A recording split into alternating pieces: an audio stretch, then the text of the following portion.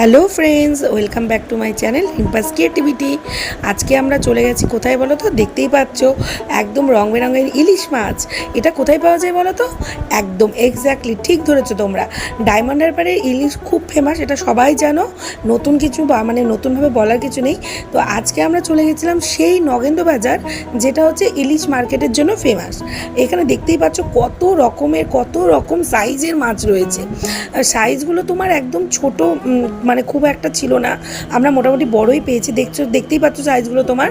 এই মাছগুলো তোমার 900 থেকে স্টার্টিং প্রাইস ছিল আজকে। 900, 1050, 1100, 1200, 1400, 1600। আমি হাইস্ট আজকে 1600 দেখলাম। আর এই দেখো, আমি একটা তার মধ্যে মাছ নিয়ে এসেছি, যেটার ওজন ছিল 850 গ্রাম মতো। আর এটা তোমার ছিল 1050 টাকা কিলো। এটা যখন মা কাটছিল তখন খুব ভালো একটা স্মেল আসছিল। খেয়ে রিভিউ দেবো।